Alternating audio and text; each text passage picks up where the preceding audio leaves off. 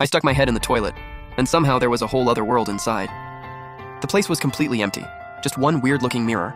I was still trying to figure out what the mirror was for when it suddenly flashed this blinding light. And just like that, I was back home, standing in front of my toilet. I stood there dazed for a second, then it clicked, and I shoved my head back in.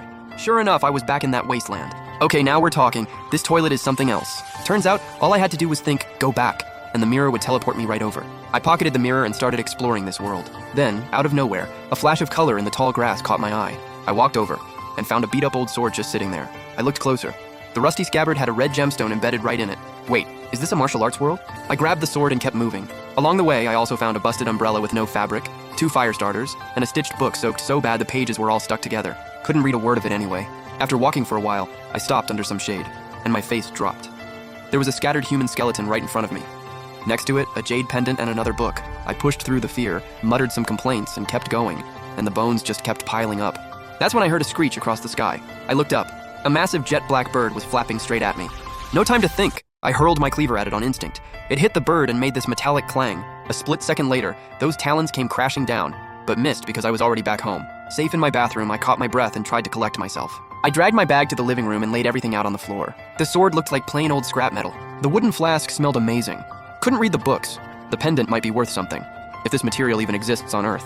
I messed around with it for a bit, then called my dad. Dad knows his stuff, but he told me to handle it myself, and specifically said not to mention our family jewelry shop. Wait, what? Is he trying to keep me out of the family business? Did something go wrong? I thought about it for a second, then let it go. I went ahead and posted everything on an antique collector's forum. Next day, I got a call from this guy named Zhao Kai.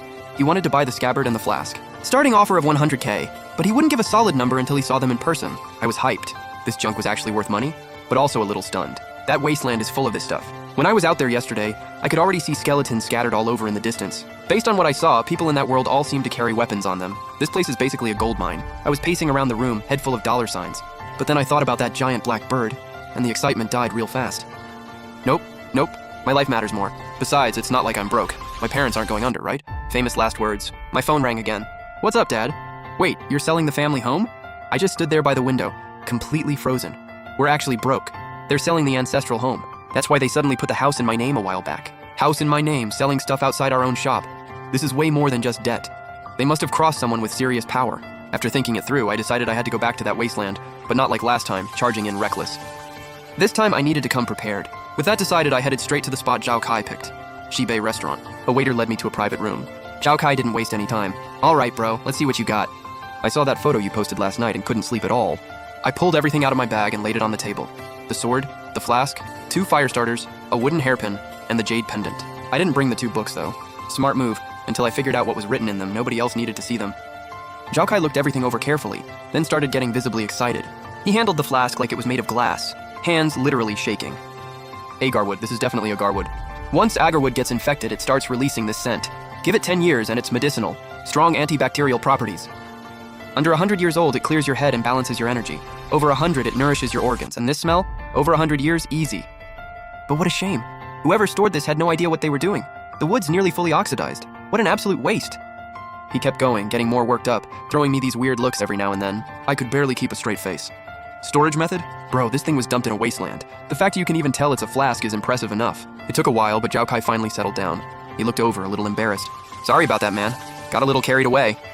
I waved it off. This guy genuinely loved this stuff. Then he got straight to it. I'm not gonna sugarcoat it.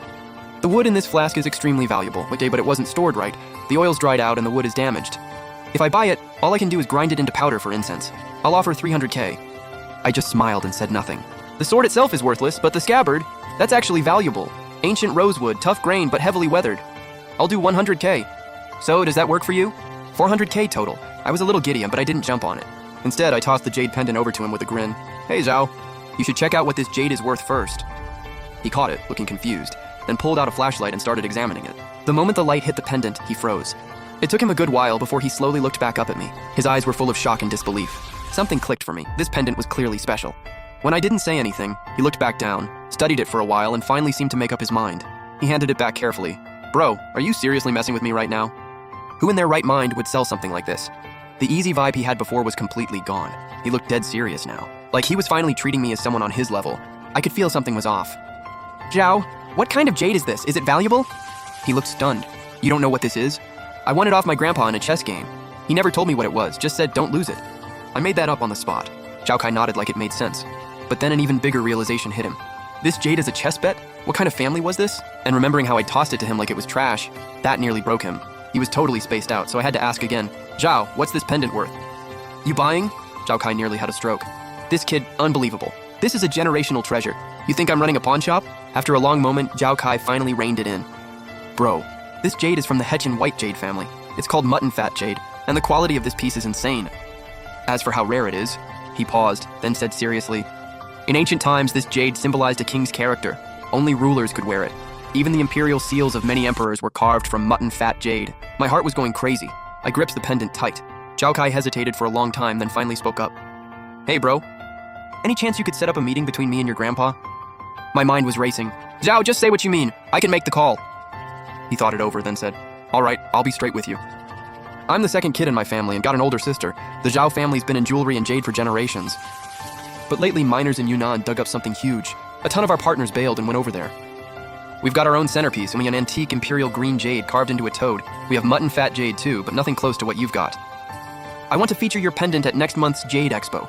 We'd sign a contract. I'd be renting it to rep our shop. $1 million a month. Whenever you want it back, just say the word and we call it off. So, what do you think? He looked at me, hopeful. It wasn't that he didn't want to buy it outright. Jade this good never hits the market, so there's no way to set a fair price. And second, he was afraid that if he bought it from me directly, my family would find out and cause problems. Families with pieces like this aren't people you mess with. I stayed quiet, but my mind was running wild. There were a few upsides. A free $1 million a month and the jade would still be mine. But what if the Zhao family lost it or just kept it?